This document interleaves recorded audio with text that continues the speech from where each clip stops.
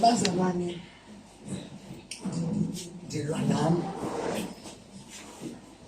athi kunento ethi kuhlala kwami phansi akuzingenzelana ndingayithethi lento ibelekayo apha enhlizweni yami.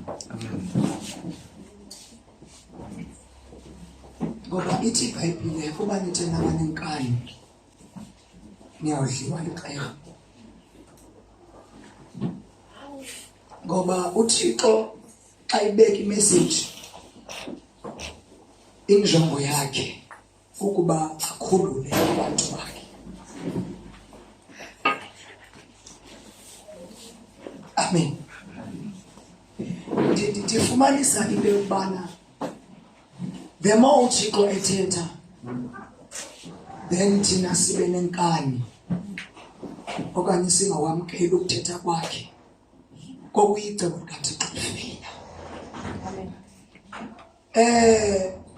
Noba uyaphila ungumzalwane uThixo ukunikezile itask, but by the time siqinisa inhliziyo zethu ukwenza umsebenzi kaThixo is the more uThixo aye engonwabi because ayenzekile into fanele yenzeka ngathi. Ithi iBhayibhile abantu bami bayabhubha ngenxa yokuswela ulwazi. Nothi bonke abantu babhubhayo ngenxa yokuswela ulwazi balurejectile ulwazi belunikiwe. Ngamanye amaxesha uThixo umisa abantu bakhe athi banithetha pha but thina singakwazi uresponda kulento ayithethayo. Ngelo xesha siqinisa inhliziyo singenzi lento uThixo ayifunayo is the more abantu bakhe baye bebhubha beswela ulwazi. Amen. Thina se ilizwi likaThixo sili apply kakhulu kwicala labantu abangakholwayo but singayazi because bangcwele. uThixo xa isinikeza umsebenzi njengoba nakudla kuthiwa xa kuthethwayo sokuvuyela lento ba wena usindisiwe.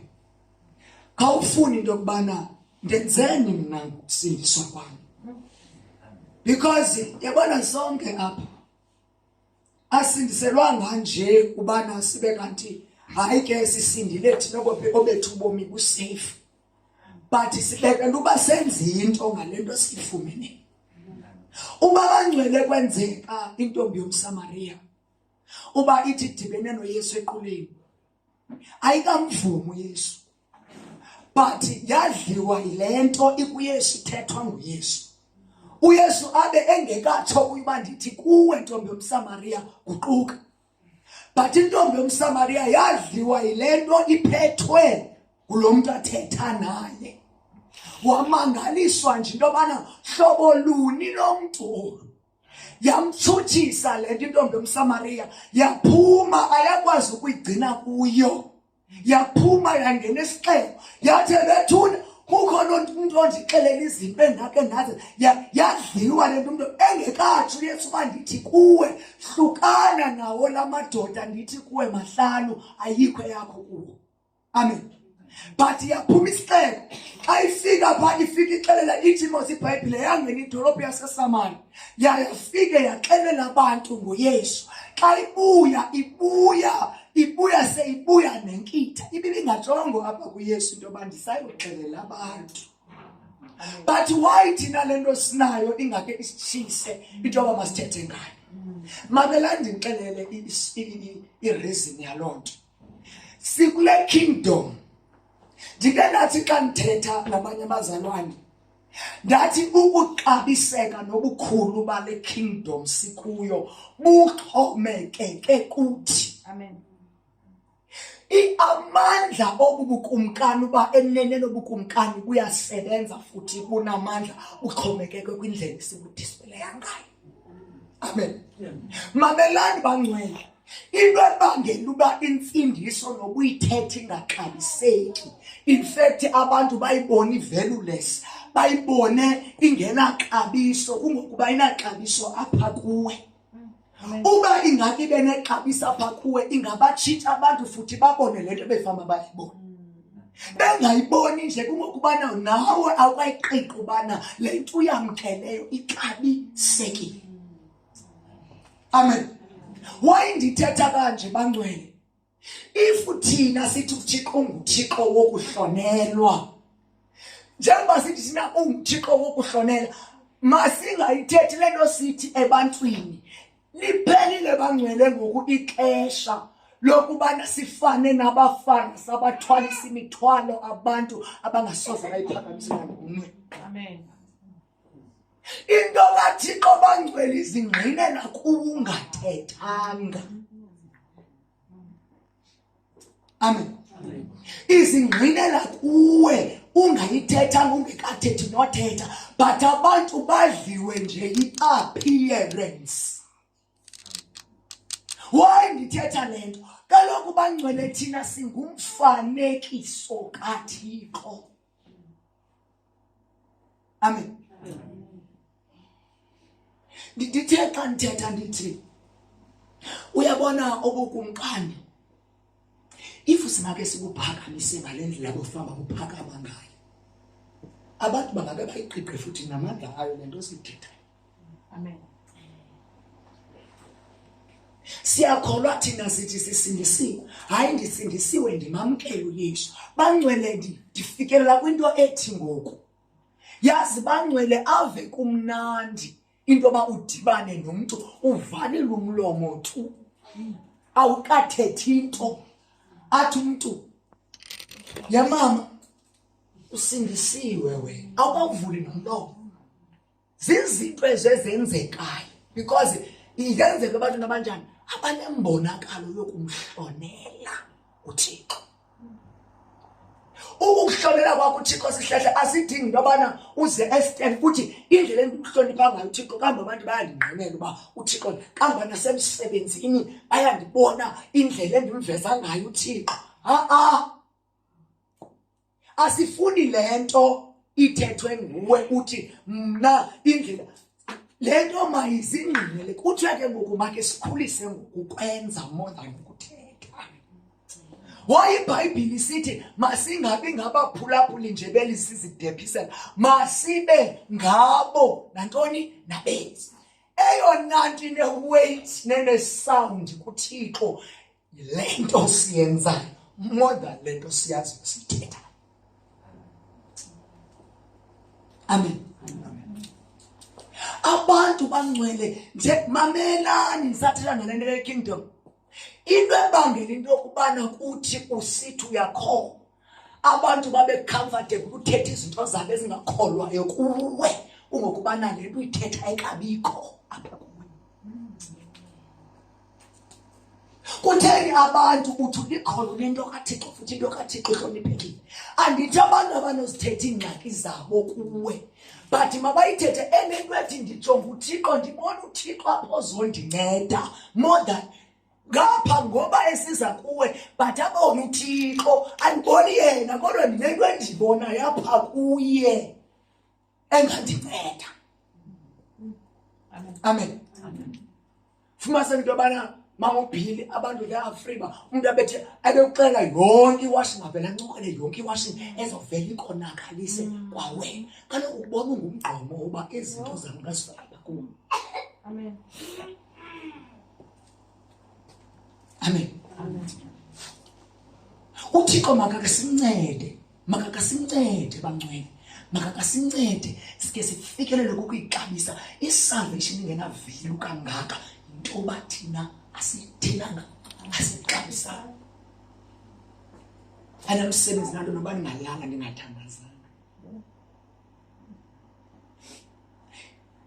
Ingxaki yethu bangcwele mamela lo Thixo unguThixo wokoyikwa, bathu bathina sithi singabantu bakhe asikwazi ukumoyika. Abantu abazumbone nguThixo woyikekayo. Njengoba kuhlala bangcwele thina simele uThixo, yiyo lento kuthiwa oshumayelayo makashumayele. Emele bani? Emele uThixo. Amen.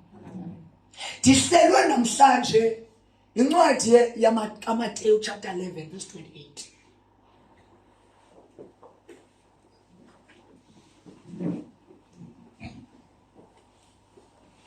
omnyandvulela iGalatians chapter 5. Dihlalwe bangcwele indima yenkululeko.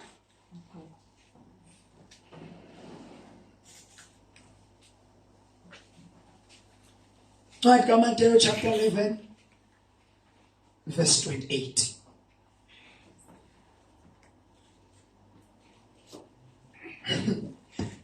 Verse 28, verse 29. Don't ngifundele sihlehle. Aphinda ngifundele umuntu ononcoko. Zivese nje ezimbili esi 28 and 29. Matthew chapter 11 verse 28. 28, 29, 30. Yizani kum nonke nina nibulalekayo nisindwayo ngumthwalo ndoninika ukuphumla. Kubani uthethayo? nguYesu. Yizani kum nonke nitheni nina nibulalekayo nisindwa imithwalo ndiza kuninikeza ntoni? Ukuphumla. Bangcwele okukuphumla uThixo athetha ngako apha. Ndiyayithanda le verse iyathandwa kakhulu ukusetyenziswa kakhulu xa kuyovangela. Kodwa we know that ilizwi nelizwi liyafitha evangelweni noba ungashunyayelwa ngobaba evangelweni. Ushunyayelwa ngokholo evangelweni futhi kufuneka ukuthi ufumane uba liyasebenza because sube intoni iluxesha la. Amen. Ndizama uveza abangcwele into yobana akho lizwi ekuthiwa eli lifithe endaweni ethi ilizwi liyafitha nakweyiphi iplatform. Nokuyolanda imiphefumlo uThixo angavela ashumayele umthetho qha nokuba abantu basebenza kanjani. Eyephi uphunywe phandle kwayevangelweni kuyolandwa imiphefumlo abantu bayiqiqa lento bayi-understand. Amen. Amen. Yizani nonke nina nibulalekayo nisindwayo imithwalo. Ngamazwi ke esiyazi into yokubana abanye balandwa ngawo apha endlini. Uthi uThixo ke ngoku ndizawunithini? Ndizawunikeza ukuphumla. Amen. Xa sixinezelelekile, xa sibambezelelekile, sikhululwa yintoni bangcwele? Zawuninikeza ukuphumla ngubani? uYesu Kristu. uYesu Kristu kaloku yena ukukuphumla. Why ndisithi ukukuphumla? Ungulizwi. Okukuphumla kuthethwa ngako kuza ngantoni? Ngezwi. I will give you rest. Ndizoyiveza namhlanje hlelo ndaba yerest nisahleli pha into ethi irest ayizi ngenye indlela but it comes through his word. Singathandaza sishots. Uthandaze mntanam ufast 10 days. If emthandazweni yakho ukakhankani into yokuba Thixo ndiza ngebango lokuba ubhale wathi Thixo le into ndikuyo ndizawuphuma kanje, ndiza ngumthandazo ngokwesethembiso sithethileyo soze ukhululeke. Into esenza sibe noxolo nditsho Mr. Sekusithiwa ubeka umuntu izandla uphushe kune-faith egcwele ilizwi into ethi as God uthethile andinaxhala ndisure that le nto ithethile izakwenza because ndikholelwa ntoni? Amagezi. Amen. Usindiso thina siyalucomplicate sishiye into elenza into yokubana lube lula word of God. Okay. Impendulo yezinto zonke iselizwi. Ndithetha lento ndi-experiencile. Amen. Mamela ndifunde into ethi tatwini. Xa ugcwele ilizwi akudingeki into yokuba ubuqobe kububila ubusenza zonke izinto uzama ukuthi le nto idingekayo kuwe mayibe khona through his word. Bawo yo Nkosi yami zikhona izinto esicinga thina ukuze zibe kanti ziyenzeka kufuneke sibe kuyimo kakhulu eyokuthandaza. sibe kwimo ethile eserious. Ilizwi likaThixo ungathi uhlele esithweni bangcwele uthi uhleli nje esithweni sisinomla. I-patient iyagula ingena emnyango ithini igula. Ilizwi likaThixo kaloku bangcwele yonke into uThixo ayenzayo uthi unguThixo nekhwele uhlele ufuna ulikhweletele ilizwi lakhe. Zonke ezi zinto thina zibekwe phambi noba ngakhona umzekelo kube khona i-health centers, in fact ezindawo zinyanga abantu noba ziklinishi noba zintoni, kodwa kune period noba sikuzo nje kune period abafuneka kubonakele amandla ezwi, because eyona call kumhlaba wonke kufanele kubonakale amandla elizwi likaThixo. uThixo ubufuna ukulikhweletela ilizwi likaThixo ilizwi lakhe usebenzisa nabani. Mamela sisinomla uthi uhleli pha iyangena i-patient ufike uyenze pha i-vital signs. Xa ugcwele ilizwi likaThixo unento yaziyo ngoThixo, uThixo ngeke ayeke ithuba, ayekele ithuba lakhe angakhweleti. Zikhona i-patients bangcwele ezidinga ipanado, ezidinga ne-injection, i-diclofenac, ubana mazithini maziphile. Kodwa zikhona i-patients engavela uThixo azithatha azisepha ngoba eyazi uba ukhona elidinga lindim ndifuna laziwe apha. Ufumanise into yobana le i-patient noba ingenile mambuzi ujube uhleli phaa esitulweni kuthe ndarestless nje ithi into ndithi kuwe beka isandla kulo mntu. Amen. Aphile. Yo andinayo akho ndlela kaloku mna ndisemsebenzini. Uyayazi ubuThixo njengoba ndizama ukuyithetha into ethi akudingi noba ubutsala ubusithini uqala uconnect uqala ungene kubona ubuphile ezwini ilizwi likaThixo liyaziphumela xa kwenzeke le uThixo uthethileyo. Amen. Mamelani bangcwele njengoba nditsho ndithi avele athi bawo uyayazi into yokubana nakwephi nditsho sekusithiwa bangcwele umuntu akakwazi uba makathandaze lawo. Uyayazi into yobana ngoku umfaka idrip uthi bawo ndifake eyasemazulwini idrip ndiyayibona le, kodwa bawo ndifaka idrip yasemazulwini into evukileyo because uhamba nantoni nolizwi. So ulizwi ke ufuna ukhwelelela ntoni ilizwi lakhe. Amen. Kaloku uthi kuncedele Exodus uba nithi nalipholapho ilizwi yam nahamba ngokwemiselo yam andikubeka nasimiselo phezu kwenu ngoba ndinguyehova iqaleni. Ngamazwi lawo bangcwele thina bangcwela siyo le nhlobo. Mamela mampili uyayazi basazizwi sizohamba zikwazi ukufaya yonke le ndawo singamazi balofaya ngishandulo. Banye abantu kuthiwa yithoni fire akayazi noba le nto ithi fire isukaphi. But if ugcwele ilizwi likaThixo uyana utsho uthi Nkosi ndiyayibona nantsi le mfazwe ndijongene nayo, kodwa bawo ndiyayazi uba ungulaa Thixo kaElisha owenze oku ngenye imini wenze oku. Kaloku wena uThixo ungumlilo odlayo. Mabe ungayilibali into yokubana neveseli le liphuma kwilizwi likaThixo uThixo uyayirecognize. Asisebenzilibisi asisuke ilizwi likaThixo sithini sisuke silibisi. Alizusebenza ifa liko kumhlaba olungileyo. Amen. Amen. But into endiza nayo namhlanje ndithi le rest ayifumaneki kwenye indawo, ifumaneka kwilizwi likaThixo. So yilo thandaza bawo avikhuthaza into yokubana uThixo umclaim ngezwi lakhe ayenze into ayithembisileyo.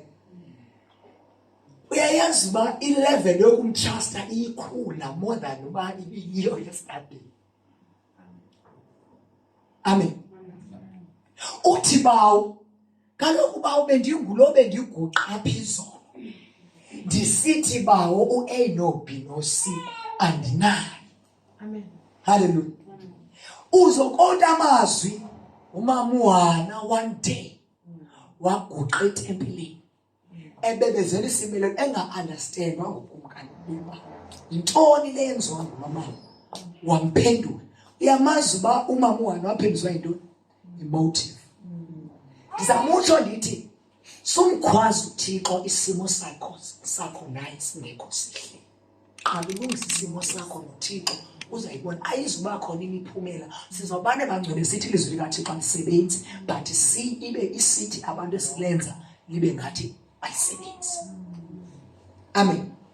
Umama wena wayesho uThixo that at least lo ngumkhonzi wami futhi ndiyamazi ngoba unditrust. Amen. Then iBhayibhile yasixelela into yobana wenza isethembiso kuThixo. Yazi uba ubungandinika lo mntana ndingamzisa apha etempileni lo mntwana. Amen. Emveni koko wamnika nyani uThixo, wenza exactly laa nto uThixo ebemthembisile. Niyayazi bangcwele intsikelelo yethu iphi? Isezwini. Amen. Intsikelelo yethu ayikho kwenye indawo, sigqobhoze even nendlela thina besicimba into yokubana ngeke kugqobhozeke kuyo through his word. uThixo uyalikhwelethela bangcwele ilizwi lakhe, simele kukubiza lona kwenzeke. Amen. Amen. Izani nonke nina nibulala msina imithwa ndamnikeza ntoni? Amen. Ndicela 29 verse 29. Thabathani ijokhwe yam niyithwale, nifunde kum ngokuba ndinobulali, ndithobekile ngenhliziyo. Thabathani ijokhwe yam nithini? Niyithwale. Nithini emveni koko? Nifunde kum.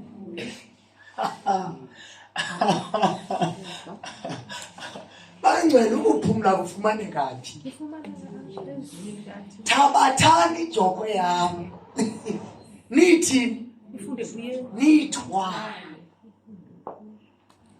That means ngamanye amazwi zikhona izijokhwe benizithwele but azisebenzelanga. Ngake nitrayele yam ijokhwe. Nithini nina? Niyithwale. Amen. Okanye khake nithathe le ndlela yam niyeke ezindlela zenu. Amen. Amen. Nithini? Niyithwale. Nitsho nithini? Ndim indlela, ndim ubomi. I am also the truth. Ndiyindlela, ndibubomi, ndiyintoni? Ndiyinyaniso. Fundani kum. Xa simamkela uYesu siyaphuma kwezinye i-principalities okanye amanye amagunya, singena kwigunya likaYesu. If ke ngoku sithi ngoku sesilapha ebukumkanini bukaYesu kodwa singafuni ukuthwala ijokhwe yakhe, le jeni sikuyo izawuba nzima. Ngoku kuthiwa ilula apha esibhalweni. Amen. Amen. Iza kwenzeka kanjani into yokubana ndiyafuna ngeba ndiyafuna nanifasta nam ke ndifuna nabanye kodwa ndisuke ndirhala? Lithini kanti ilizwi? Alisho uba masibe nokuzeyisa. Impendulo yezinto zonke thina esingazicomplain okanye siziqhankqalazele ezingenza uba singalenzi ilizwi likaThixo zikwaphi? Ziphezulu. Bangcwele ake uThixo asincedeke siqaqeke inhliziyo sike sifunde izibhalo. Amen. Because ezinye izinto njenana mama undleleni sesienda apha sithi sinezitroke, sinezistress, ukufeyila phaa ezibhalweni. Amen. Because if thina singake sigcwaliswe zizibhalo singayazi uba impiliso yethu iphi isezibhalweni. Amen. Hey, yazi ka ungazazi isibhalo Ndikhumbula kahle tatomwili uThixo esasinceda ke ngalandaba into yokubana sinelungelo lokubulaleka ngenxa kaKristu okanye sinelungelo lokuvuka unzima ngenxa kaKristu. If awuzazi izibhalo ungathi ungena engcwabeni ubhujiswa kwinto yoba unditshuthisile emsebenzini wandiphatha kakubi kanganto yoba ndidicayide into yoba mandizityise iipilisi ngoba ndibona into endiphilelayo. Kutheni? Akho zibhalo apha kuwo ulekisa ilizwi likaThixo eliyinkululeko kuthi. Amen. Yazi bangcwele uba sinyani singake sityhilekele zininzi nje iivesi ezingqinana laa nto uba xa singene ezilingweni yena uThixo wethu nguThixo vezekhoba. Noba uyamthandazo noba uyasibona isilingo unethemba lokuba owam uThixo ndiyamazi uba ngeke andishiye ngeke andiyekele uzawuveza ikroba nakule meko because ndimbone ebethembekile nabedlulileyo. Sikhuthazwa kule njeni kukwazi izwi hayi into. Thabathani ijoko yam nithi fundani kum. Amen. Hayi mna ndiye ndathetha nabonto bana ezi zinto ziyana zithethwe apha zisuke zibe serious kakhulu. Yazi mntana ukhona omnye endimaziyo i-motivational speaker. Kuthiwa masifunde uYesu. Sikhangela thina i-motivational speakers by profession. Yazi bangcwele masingafocus kakhulu kwezi zinto. Noba singazifundela azingangeni kakhulu abengqondweni yethu because singayisusa icebo likaThixo ukuthi ifisazi. Even noba ungafundela uba mayibe i-psychologist. Uzwele i-psychologist inendlela efunde ngayo uba uyabona uba uhleka kanje ndiyamazi uba sube kuthe. Ndiyamazi uba ungene encumile kanje okanye uba ungene kule meko. Ubona i-psychologist ibona into engabonwayo nguThixo. If sithi sikholwa thina ezi zinto sizifundele sisifaka kakhulu engqondweni singasusa kwicebo likaThixo si-end up sisifokhasa kuzo sikholelwa zona ilizwi likaThixo liyelincipha. Balulekile into yoba nekhariyo yenzeka kuyijonge.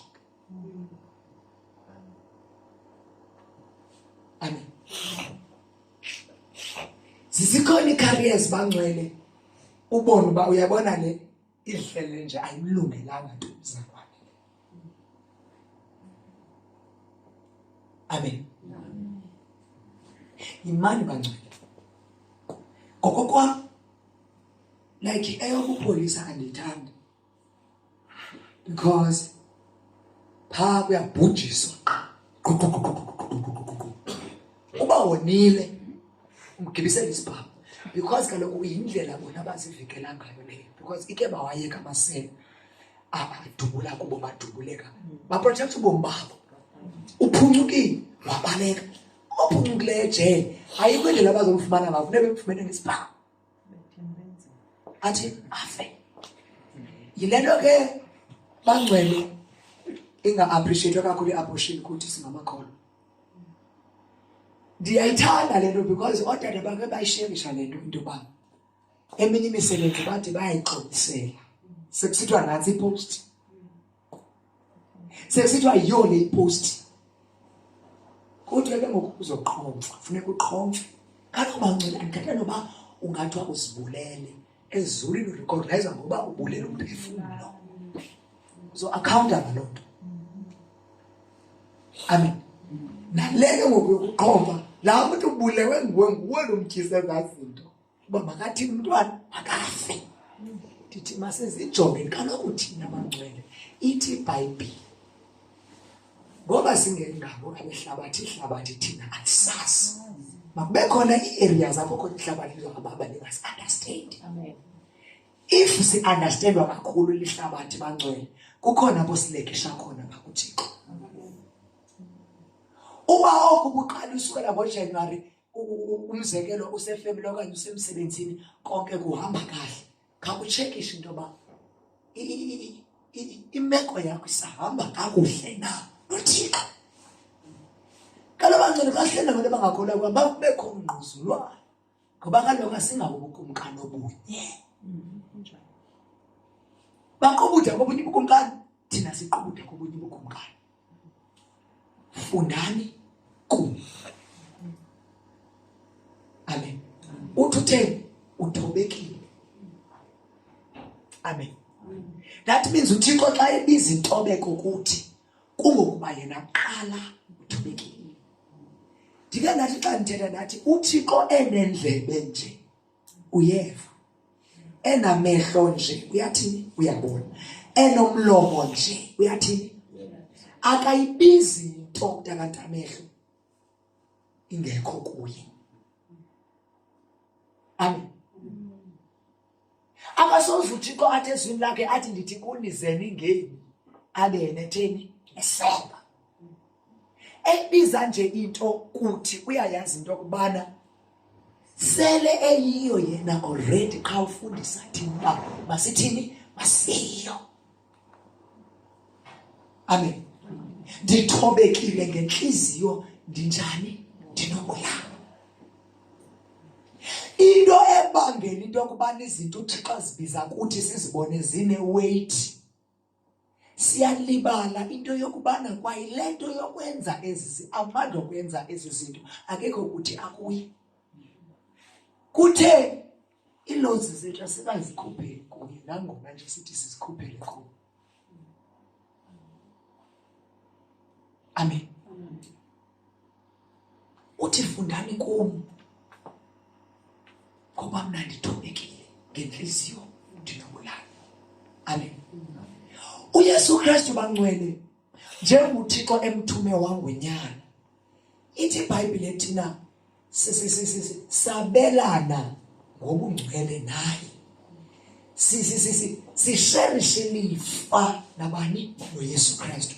So uYesu Kristu ndingathi ngamanye amazwi noba yena eyikumkani okanye eyiking engutata kuthi, kodwa mayingafihlakali lento ethi ungunyana nathi njengoba thina singonyana. Amen. If siyamthanda, asikwazi ukumthanda utata singamthanda unyana. Yena namhlanje athi fundani kum. Indle kamnandi lo Yesu kuthethwa ngaye ngulo bake ba experience abafundi oPetrose behleli naye ephakathi kwabo ekhona physical. Amen. Ba experience ukuphila naye. Intsha ebana ngokuthina simphila, in fact sisebenza the spirit, but yena still usengunyana, but unyana ongutata kuthi. Amen. Asimfumani kwenye indawo ukuphumla, asi-offloadwa kwenye indawo. I-offloada yethu ngulizwi. Inkululeko yethu sigqibelelisa ngelizwi. Amen. Ike iBhayibhile kwincwadi kaYakobo niyacela anizuzi ngoba nitheni nicela kakubi. iBhayibhile ithini malunga naleyo into? If thina siyathandaza kuye sikholwa egameni lenkosi, yena uzathini? Uzayenza. Amen. Kwinto yonke siyenzayo we need his word. Amen. Lona ithi iBhayibhile likukukhanya. Amen. Likukukhanya endleleni yethu. Amen. uMagalati chapter 5 sisiya. Magalati chapter 5 verse 1. Yimani ngoko enkululekweni athe uKristu wasikhululela kuyo, lize ningabuyi nibanjwe idyoko yobukhoboka. Kunala verse ke ngokwalapha xa sibuyela abavuva kwalapha athi ndithobeke ngenhliziyo, athi nokuyifumanela ukuphumla imiphefumulo kuphela. Yebangcwele kukhona abantu uba mhlambi kuba kuthiwe bazalwane sigqibe into yokubana singabazalwane bakhe sithandazele into ethile. Umzalwane uzobe ebile exineneke enhliziyweni. Exineneke yo ndizayithina lento na. La nto ye-fasting uMr Beke wathetha ngayo apha. Uba thina singayazi power yalento siyenzayo, even xa kufuneka thina siyenzile, akunoliwa nto ekuyenzini. Amen. Siyaqhubeka, but ufumana into yobana asikhululekanga yilento siyamkele. Why? Asikamvumeli uThixo uba makangene alawule ngokupheleleyo ezinhliziyweni zethu. Yiyo lento sikubo kumkani, kodwa asirestanga ngokusika. Amen. Abanye ufumase into yokubana kubekho amaxesha akhe mhlawumbi sithi azalwane ngexesha thina siyarhalela ke sihlanganeni sike sivuselane okanye sithandazeni. Mase bana umuntu ke uzokwenza laa nto ke yokuziqoba ke inyala ndibithethwa apho kuthiwa umuntu ayenze shoba uyazifida isisu unexhala lale oye nexhala la kungokuba engqondweni yakho nento ethi ndimo zongena apha angayazi uba bangcwele yonke into esiyenzayo nguYesu oyenzayo. If singayithatha kanjalo ngeke sibe naxhala. Even sekusithiwa umzekelo nakumgodi sizongena kuwo uba siyaya bangcwele oShadrach noMeshach noAbednego babaselwe idike lomlilo kuthiwa mabaqhubude bakhonze inkumkani okanye kuThixo wenkumkani netsala. Niyayazi into eyenza iphisi kulawa madoda esitsho phendula into yokubana siyayazi abantu abasingangena kulomlilo uNkulunkulu lesimkhonzayo usasikhupha kulo mlilo. Babe ne-assurance into yobana sazi kakuhle into yokubana asizufeyila ngoba sinento enkulu more than le kuthi thina masiyenze. Amen. Wathi bayithi into yobana noma kungenzeka ke kumkani uba angangasikhuphi, kodwa into esiyazi into yoba asizuqobuda thina. Kungokubana bangcwele babegcwalelwe ngamandla okuxabiseka kwalento okanye obukhulu balento bayamkele. Into yamkele bangcwele ukhetha ukuyifela.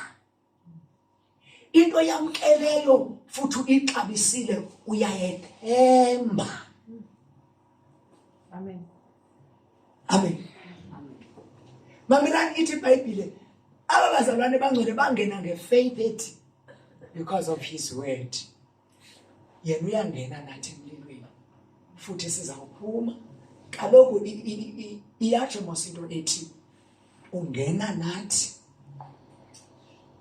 ezilingweni, singena naye siphinde siphume naye. Amen. Kwenzeka exactly yafela kulizwi izwi kaThixo bangcwele alifeyili. Ndikhumbula kakuhle bangcwele konke kwathethwa kwenye imini kwathiwa ilizwi likaThixo alifeyili, but sithi abantu abafeyila sifeyila ekuthini singalikholwa balinamandla ukusikhulula. Iye nje into endizisa namhlanje into ethi asikhululwa yinto kuyo yonke into esibopheke kuyo, sikhululwa lilizwi likaThixo. iBhayibhile endifundayo bangena emlilweni xa bejongile abantu ndithe uThixo uyandikhweletela ilizwi lakhe. Aba bantu babona ntoni? Babona umangaliso. And then ndiyazi into yokubana kwaendaba kukhonza uThixo wobani? WaShadrach noMeshach noAbednego. Thina bangcwele sizi-persuaders okanye singabantu bokutshintsha ingqondo abantu ngale nto thina siyamkeleyo. Amen. Amen. Ke umambhili xa ungayithembanga lapha kuwe le nto unayo i-assurance yoba ukhona umuntu olandelayo uzokwazi ukuba akayitrust. Mamelani bangcwele abanye abazalwane fumaniseke into yokubana sihlehle ezi umuntu ku sisi ndikuthembile mani ndikuthembile kusho mntu angumakhelwane kukho nala sisugulapha Ufumase into yobana uzothetha kuthetha kutshona uvele utsho ingxaki yakho awuzithembanga le nto yobana umntu ungambeka izandla athini aphile. Bangcwele si-half done if kushothisa ukuthi asigqibekanga tu. Yile nto ufumase into yobana uzawungena kobukumkani namhlanje usindisiwe ngomso usinza usathethi loo nto namhlanje uyikholelwe loo nto ngomso hayi bendingathethi loo nto bazalwane hayi ndihla nomcimbi. Amen. Xa unelizwi likaThixo kugcwala i-confidence noba uyayenza into unento ethi ndiyayazi into yoba Bangcwele kukugcwala mntakantamehlo into ethi ndizingenise uThixo nangokuphelele. Uthini umpostoli uPaul? Ayisende odlubuni uKristu odlubuni kubani kum. Ingqondo yethu ukubana sesijonge izinto sibe nento ethi iza kwenziwa ndim le nto. Ulibala into yobana inomnikazi. Khumbula lokushiwo apho into yobana thina besinemithwalo yethu, but ke ngoku ukhona ke ngoku ozileyo onguYesu othi masize kuye thina sivulela uzosinikeza ntoni ukuphuma. Okwakwethu Bangcwele singene etreyinini thina. Itreyini seyinodrayiva wayo. Ngubawo osigayidayo kwinto yonke. Akungamandla akho mama uphinde okungathi uyekova ngumalusi wami andiswelile. Wena ngokwakho engekho uThixo ngongozela luvalo ngokuyiqodane lesi. Mamelani Bangcwele, nike nibone laa nto yoba uthi uthandaza ufumase into yoba kukho nento iigutsha zabanye kwibamba apha emazinkini phezulu. Aho, yakani ma egameni likaYesu ubuqonda ukuvale apha kuyo. Ithini iBhayibhile? Uloyiko lutshada nantoni lokho. Sube sifikelelwe Bangcwele kukulibala uba le ntwayo yethu inomnikazi wayo. Singene enqwelweni thina. Umqhubi wayo ngubani? Ngubawo. Thina nje uphethwe nje umcinga ayibheke ngapha. Mayithi kanje, mayithi kanje, mayithi kanje, mayithi kanje. uThixo into ayifuna afuna inhliziyo ezithambileyo azokwenza umsebenzi wakhe ngathi. Amen. Kuthiwa noyifumane lokhu. Ukho abantu Bangcwele balapha elusindisweni abonwabanga ngoku balapha elusindisweni. Inhliziyo yakhe ingena iphuma izolo uzigqibelele lesithi usindisiwe. Ndisindiswe nyana namhlanje. Ukhona kodwa umphefumulo wakhe awunjananga awuphumlanga. Kutheni uyagula? Uguliswa yintoni? Akanaso. Ngoba ilizwi likaThixo likukuphila kuthi. Lizizinto zonke ilizwi likaThixo. Amen. Amen. Ivesi yokugqibela sihlehle ngicela uvuse Mark chapter 5.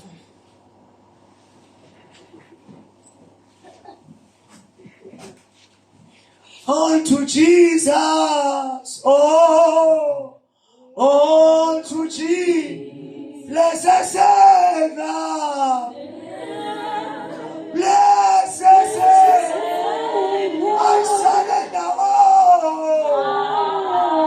I surrender all. Bangcwele uThixo ufuna ke sikhuphele inhliziyo yethu ngokupheleleyo kuye. Ashenze umsebenzi wakhe kuthi ngelizwi lakhe. Amen. Mark chapter 5 verse 1.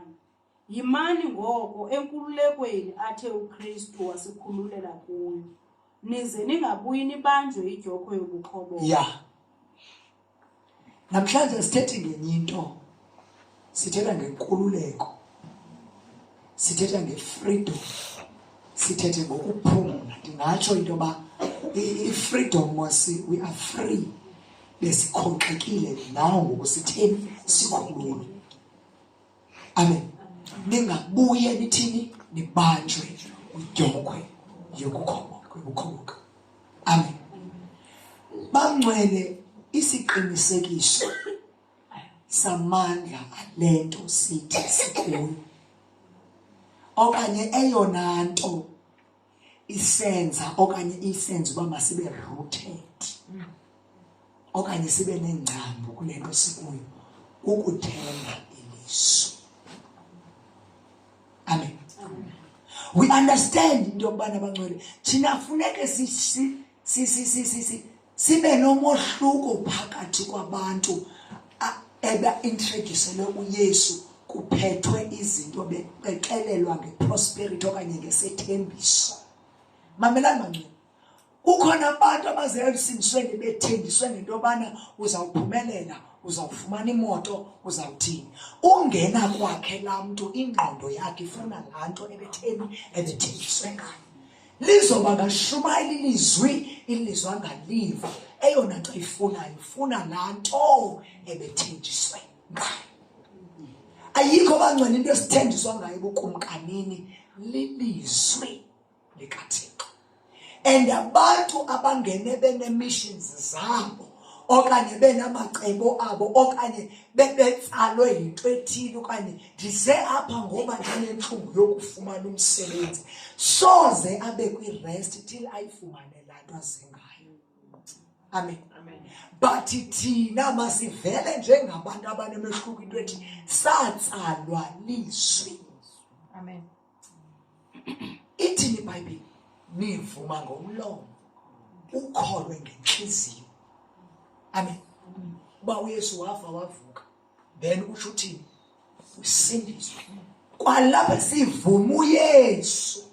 uYesu oyintoni? Olilizwi, ongulizwi.